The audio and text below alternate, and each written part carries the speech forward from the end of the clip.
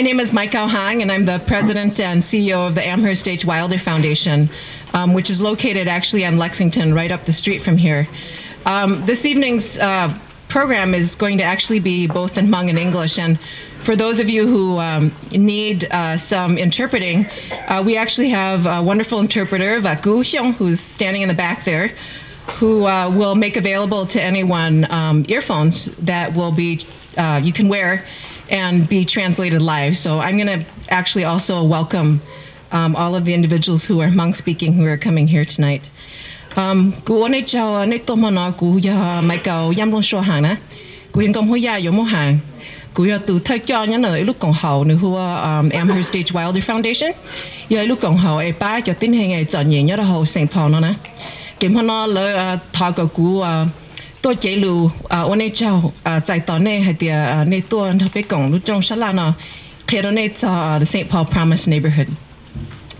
The St. Paul Promise Neighborhood Initiative was an initiative born of a vision that a number of us had that was just a dream not too long ago. And basically what the vision is to really ensure that all kids be successful from cradle to career. It's a 250 block area in the Frogtown and Summit-University areas. And with the help of a federal grant just this past year, we completed a lot of work.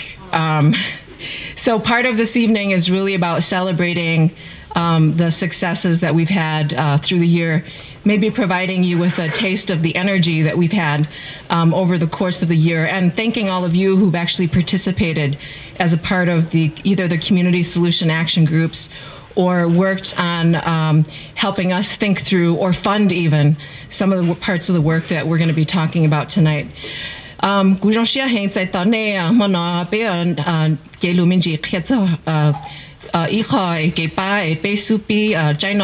Who are St. Paul Promise neighborhoods? Yeah, I have bao sure be more so that she does not know lots of better tell. Be more can bao sure had the bear of bar you mean you are may I not a whole St. Paul no. The eating jar up or chicken Lucity Black. La Baga mean you are here and it's the Shandana. Turn out the big you do me your can go tao zhong here, chitalin the go dear. Một bên đây nó có lời tranh tàu tin hình kia có lần chia lan chia cả là tàu chỉ ta lên đó mà nói ít mà bây giờ sẽ hành vì hay tiệt cho nhiều bây tại tàu lần đó là thăm bạn mi cả là ba tàu số lên số tu nhớ là chính trả nó lùm mong vậy lùm mi cả mà là hay tới đại plan nó đó chỉ lùm mong hiện đại plan ba有bây giờ thiên nhiên gì là ba được cái tin hình trả nhiều nhớ họ nó có sau đó mua Sân đời mua opportunity là do để mua cái tàu mù có chỉ chia theo cái đông đời một bên đây nó cái mà nó cũng rất lú cho họ đây anh đó tin hình trong nhiều lần đó này thả. So my job is really very short tonight, but I would be remiss to say that the Wilder Foundation staff and all of the people who have actually worked in the community have really built this vision, and that it's not ours at the Wilder alone. It's in fact owned by all of us in the community and each one of you who've actually participated. Cái cú sa khé đó này để có những mua bên mua nó chỉ là để lúc còn họ Wilder Foundation nó aussi là chỉ trong lên trong tủ cái mà nó này anh chỉ lời thế. So I would first like to introduce Mayor Coleman.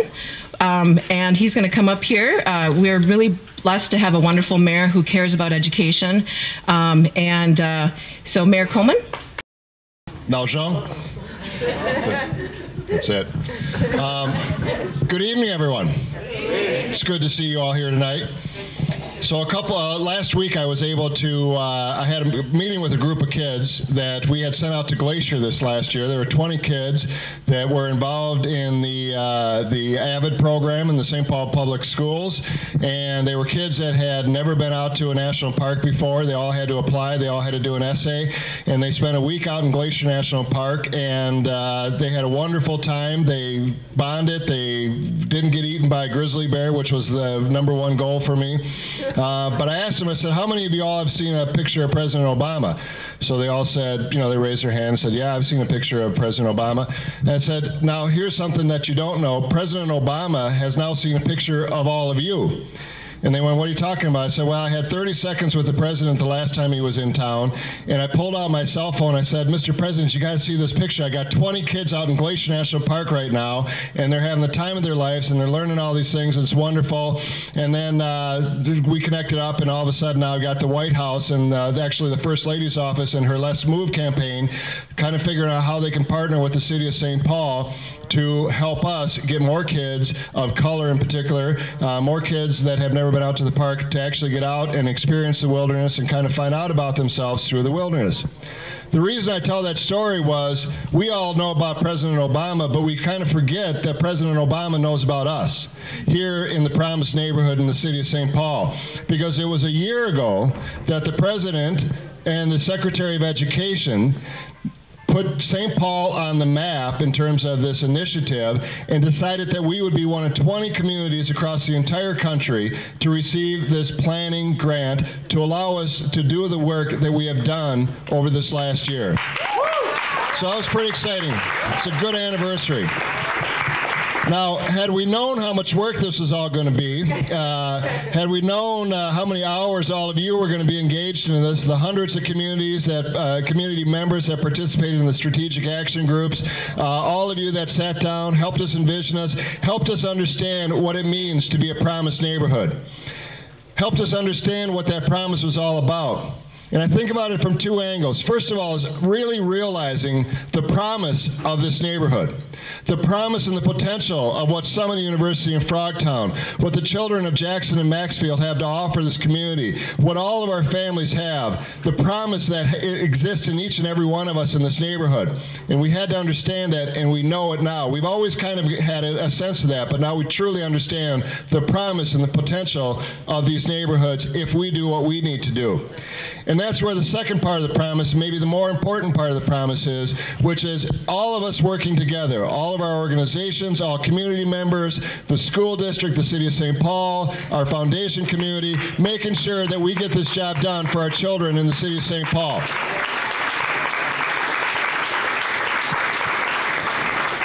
We know what work needs to be done. We know that there are a lot of good-willed and good-intentioned people in this community. We have a lot of great partners. I see Representative Moran is here tonight. I mean, what a great partner to have up at the state capitol. We got a great partner in Melvin Carter. We've had great partners all along, but we're not getting the job done. When we in Minnesota have one of the highest achievement gaps of any place in this entire country, we're not getting the job done. When the unemployment rates for African Americans is over double, almost 2.5 times what it is for white Minnesotans, we're not getting the job done. When too many of our brothers and sisters are wondering where they're going to get their next meal, where they're going to sleep at night, what they're going to do for a future and a career, we're not getting the job done. The promise that we make through the Promised Neighborhood is that we are going to commit every resource that we have. We're going to turn this thing around. We're going to demonstrate not just to the rest of the city, but to the rest of this region, to the state of Minnesota, and to this entire country, how you come together to solve these critical issues for our children and for our families. That's the promise. It's not easy. The work is difficult. We know that. But we also know that we have it within us.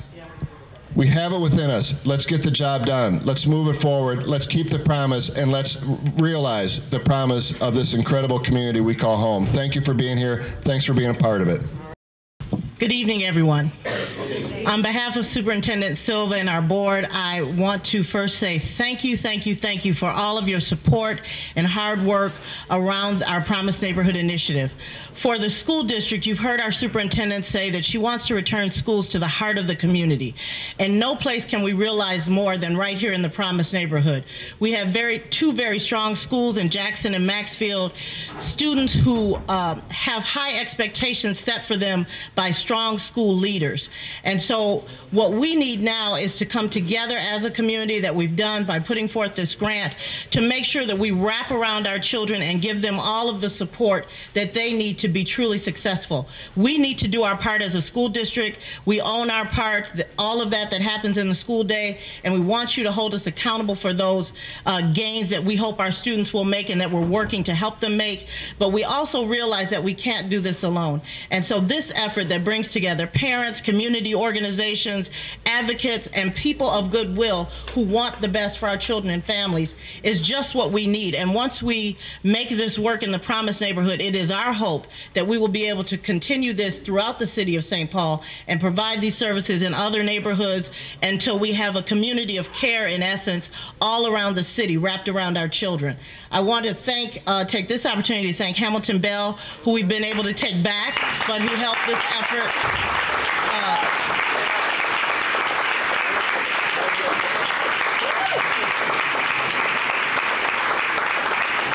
Mr. Bell took a break from being one of our strong principals over at North End to lead this work for a year, and now we're happy to have him back leading a whole new initiative in the high school realm for our high school students at our new Journeys High School.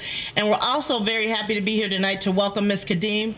We had the opportunity to meet with her before she was selected, and I tell you, she blew us away. She was so impressive, and her passion around making this initiative work and embracing our children and working out all of the barriers and obstacles that will help them succeed just really gave us such hope that this truly would be a promise fulfilled. So thank you all again. Thank you, Ms. Kadeem, for taking this work. We appreciate it. So I'm Melvin Carter. I represent this area on the City Council, Ward 1, which includes all of the St. Paul Promise neighborhood. And I'm coming here just really briefly to share with you that I've got good news and I've got great news to share with you. Which do you want to hear first?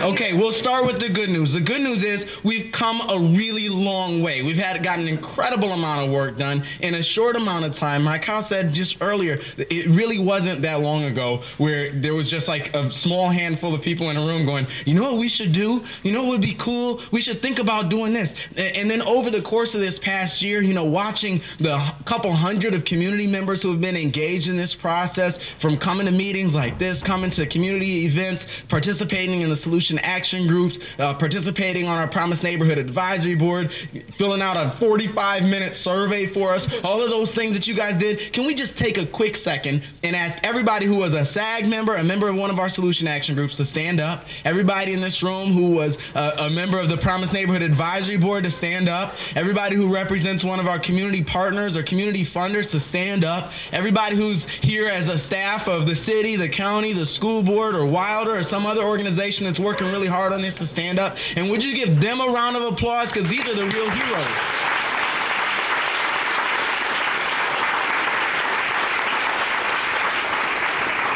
These are the heroes of this work. I'm telling you, the mayor said it, but I want to repeat it just one time.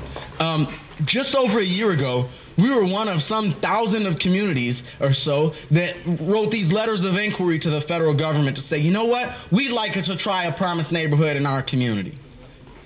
A whole bunch of communities around the country. And when the dust settled, do you know that this neighborhood, our neighborhood right here, was ranked number 4 of 21 communities to actually receive these resources? That's awesome.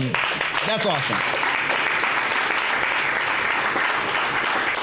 That's awesome. And when we get a chance to talk to some folks out in Washington, D.C., let me tell you, we're blessed. I want to make sure that you know we are really blessed to have a school superintendent who really gets why this work is important. We're blessed to have a school board who really gets why this work is important. To have a mayor, a county commissioner. We're blessed to have people in leadership positions. Somebody like Mike Kyle at an organization like Wilder, who really sees this, and all these community partners and funders who really get why this type of work is so important. That sets us apart, not just in Minnesota, not just in the country. That sets us apart even from the other 21 communities who have got Promise Neighborhood grants, because we've participated with those, and they've come to us and asked us, how'd you get together this group? It's because St. Paul is St. Paul. All right. It's because St. Paul is St. Paul.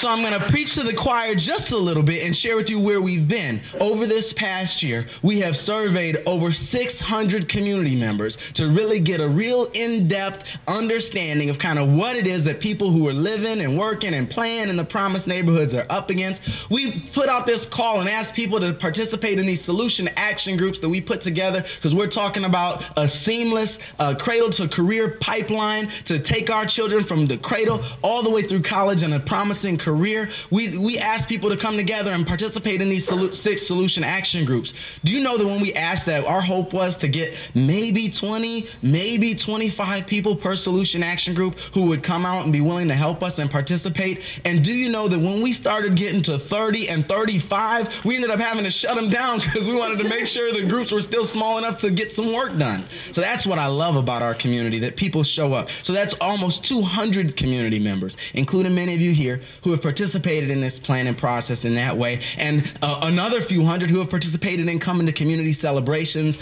and meetings just like this.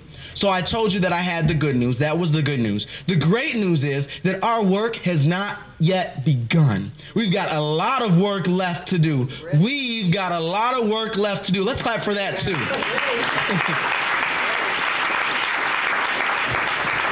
And I want to warn you that when I say we, I mean us. I mean you and you and you and me and my cow and the mayor and our superintendent. We have a lot of work left to do. We have an incredible opportunity in front of us. And you know, the accountability that goes along with that opportunity is that those of us in this room will never again be able to say, you know what they ought to do? Because we've got our chance to do it right now. We've got our opportunity to do it right now. I was talking with someone once who told me, you know, I want to wait and see if this promised neighborhood is really what it ought to be for our community.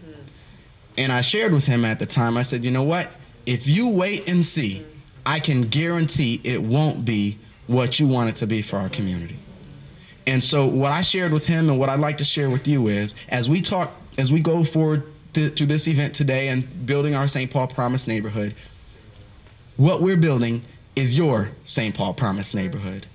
It's all of our St. Paul. It's not the mayor's promise. Well, it's his too, you know, but it's our St. Paul Promise neighborhood, right? And it's our children. It's our community. It's our neighborhood. These are our schools. These are our principals. Where are you, principals? With Nancy Statchel at Maxfield and Zervang sitting in the back at Jackson. Would you two stand up, please? Just stand up so we can acknowledge you.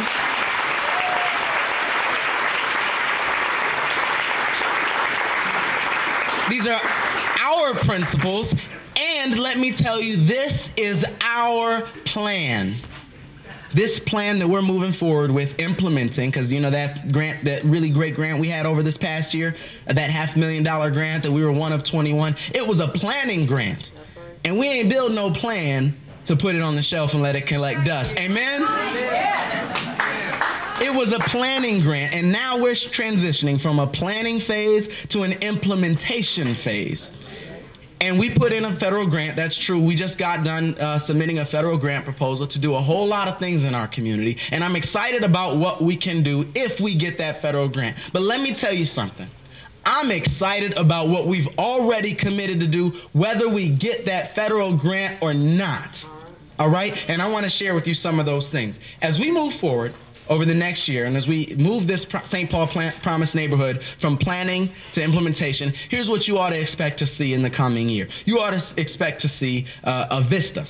You ought to expect to see some parent and community engagement staff landing at both of these schools, really doing an even more in-depth, even more intense, even more aggressive job engaging parents, engaging community members, making that school really be kind of a centerpiece of community. That's not a new idea. That's a sort of old idea, but we're going to revive that sort of spirit, that the school is the center of our community. It's the center of learning. You're going to start to see funding for children who go to one of those 2 schools and live in the St. Paul Promise neighborhood to participate in out-of-school time activity, both after school time and during the summer, out of school, those types of things. You're going to start to see, we're going to continue, our school district has made this commitment that while we across the city only do transportation within a full mile, that we're going to do transportation with everybody who lives more than a half a mile away from that school. We'll be busing them. You're going to start to see us open up family centers to really provide better services to families and parents and students in our community.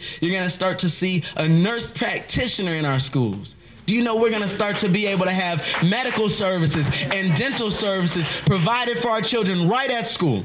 When we talk about educating our children, I don't know about you, but when I'm hungry, I don't learn very well.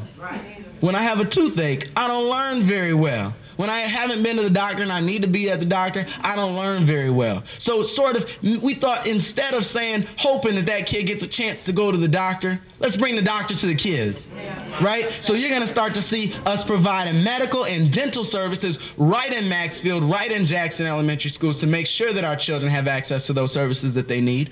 And you're going to see, this is something I'm really excited about. We're going to have our very own Promise Neighborhood Parents Academy to really parents in our community and to really share with them, here's what we want from you as part of this partnership in making sure that our children are succeeding, our children are learning, our children are on their way to college and to some incredible careers. Amen? Amen. So I grew up in the church, so when I get excited, I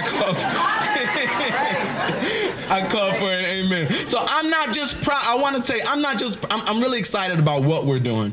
I'm even more excited about how we're doing it. Because, we're a community that has seen some initiatives come and go. Yes. Right? Yes. And what I think is that the way we make this St. Paul Promise neighborhood be something that really is a transformational, game-changing opportunity for our community is by not sitting back and waiting to see what the school board or the superintendent or the mayor or even the city council member, we've got a great city council member, I want to tell you. But even waiting to see what the city council member is going to do with it, it's by standing forward. And we're going to continue that ethic of community engagement. We're going to continue that ethic of reaching out. Right now, we've got people out in the neighborhood door knocking and talking to people at the doors. They've already knocked in the past month or so over, I think, 3,500 doors that I just heard about. And we'll continue to knock on the doors and engage and let people know what we're doing and ask people what we should be doing. We're going to continue to put more support in the schools for children to learn and have academic success, and also for families and parents to be successful in sort of wrapping around those child so that when they actually sit down, they can concentrate on learning science or learning math or learning reading, those types of things we want them to do. And we're going to continue to focus on expanding the learning time for our children. That's going to be through both extending the school day and making sure that even when they're out of school, we have good after school and good summer and good break time programming so that our children are always learning.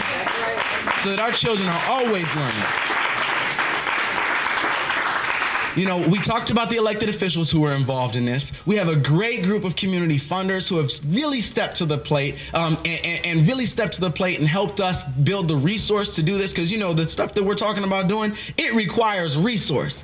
It requires resources, and I don't think we can be apologetic about the fact that this work can't happen without some resource. So we've got some great funders who have participated. We've got, I believe, 72 community-based partners who are going to help us deliver the services and help us work with our families and our children. That's something we ought to be excited about. And I'll tell you one thing. When we came together, and I'm almost done, I promise, but when we came together, we said we need some core principles to guide this work.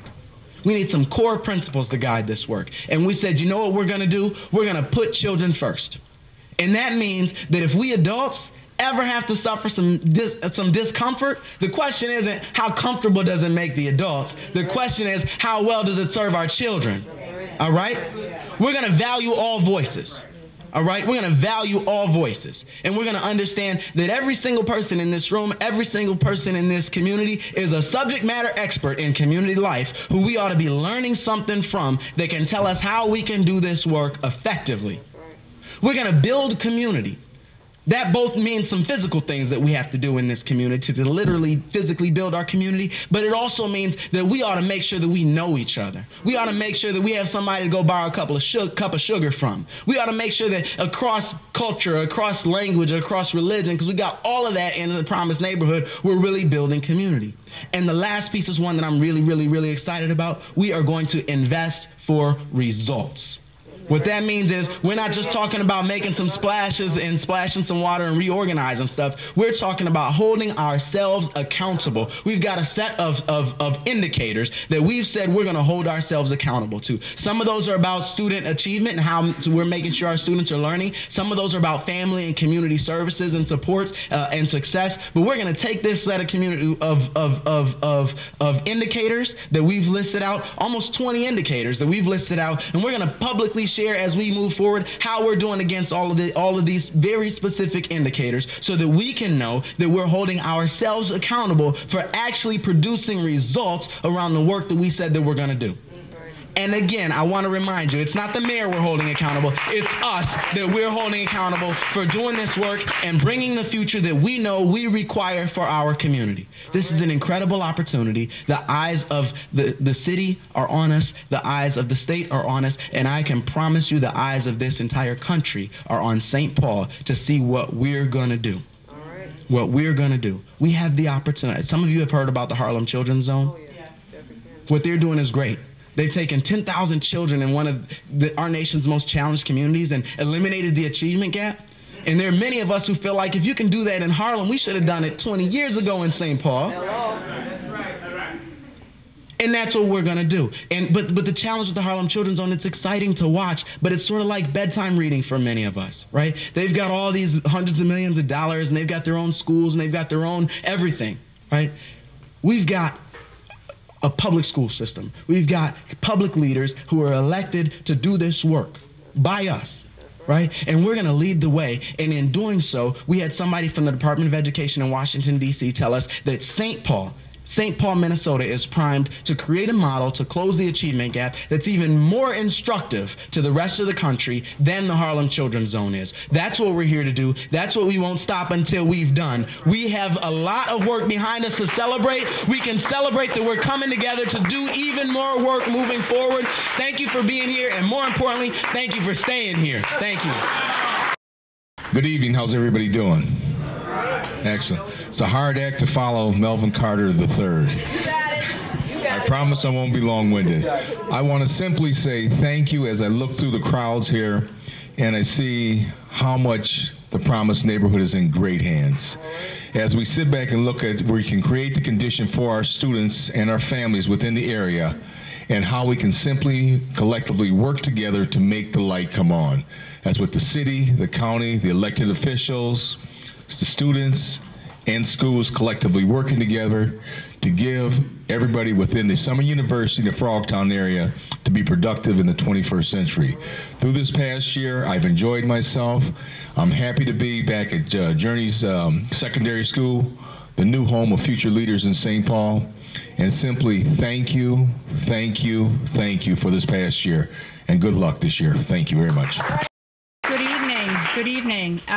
So you just heard that I'm like the second to last new kid on the block, right? But I would be remiss if I didn't tell you how honored I am to be part of such a fantastically committed, engaged, enthusiastic, real community that is here with us this evening, and all the people that I've worked with over the last 6 weeks since I've been with the Wilder Foundation. The tremendous passion and belief that we can make a difference. If we work together, we can make a difference for the trajectory of our kids in St. Paul. And so I just shout out to all of you and to all the individuals and the different organizations that I've had a chance to work with over the last 6 weeks. It has been a tremendous experience, and I am really jazzed in terms of taking this work forward on behalf of Wilder and all the tremendous partners and community residents and families that we'll have working with us into the future. So I'm not going to repeat anything that Councilman Carter said about moving forward. He really hit the nail on the head with all of the things about accountability from you to us and from us to you, about advisory boards that will be made up of community residents that will really help guide and shape and hold accountable the work that we've committed to do. With conducting evaluations and collecting data and all the things that we have to do to make sure that what we're doing is making a difference, and why. So really tremendous elements that are built into this plan, and we commit to you in terms of making this an endeavor for our children that really is lasting and makes a difference. So that's our future and moving forward, as has been said to you many times this evening. But who's going to do it? right? So the last introduction that I get to do is the person I think you've all been waiting for all evening, and that is an opportunity to meet the new Promise Neighborhood Project Director, Angela Kadim. So before she walks up here, I do have to say a couple things about her because I think they're really interesting to know. So Angelique comes to this work after spending years in juvenile justice reform, working with the Office of Juvenile Justice and Delinquency Prevention and the Annie E. Casey Foundation, paying attention to racial inequities in our juvenile justice system at the state level, at the county level, and at the city level. So she has tremendous experience in putting tough issues on the table and making a difference. She is a resident of St. Paul. She has children in the St. Paul public schools. She's passionate. She's articulate. She's energetic. She's enthusiastic. What else can I say? She's going to be the Promise Neighborhood leader as we move forward. So without further ado, please come up, Angela. So good evening, everyone. This is a tremendous honor for me to introduce myself to you as part of the Promise Neighborhood team. I've spent the last 9 of my 10 years in the United States here in St. Paul, and it is the community that for the last 9 years has nurtured me. I see some of my elders in the audience. Thank you. My children are growing here and go to school here, and so it's my privilege to have an opportunity to be useful to this village. My work in the juvenile justice system on racial and ethnic disparities has helped me realize the kind of impact that we can make when we combine real system reform with the power of community and culture. That's right. And having grown up in apartheid South Africa, which is where I'm from, and coming of age during our first democratic elections, valuing community and ensuring that diverse perspectives are heard is who I am and what's informed my work thus far. So I am really looking forward to continuing the Promise Neighborhood's commitment to community and building with you the kind of partnerships that we need to realize the success of our children. Thank you so much to the selection committee for your faith in me, and I am just looking forward to getting to know all of you and to continuing to work with you in realizing really what is a dream. Thank you. I don't know about you guys, but I like to tear up a lot, and I just teared up when Angelique was speaking, because I know that you believe as I do, that every single child who lives here, whether in the city of St. Paul or in the St. Paul Promise neighborhoods, can one day become the president of the Amherst H. Wilder Foundation. Because I grew up in this community. I grew up in Frogtown. I grew up on the North End. I believe in each and every child that I see on the streets having the potential, the talent, and that we have to, as adults, create the opportunity for them to be successful. And while we may look at all of the challenges and believe that none of us can overcome, we can. Because we're going to hold each other accountable, and you're going to hold me accountable. We're going to hold our elected members accountable, and our funders accountable, because change doesn't come overnight. Change comes with consistent feedback, consistent work, continuity. Declaring victory too early is bad. Declaring failure too early is bad. Yep, we got to stick with it, guys. And I'm hoping that all of you will stay on this journey with us.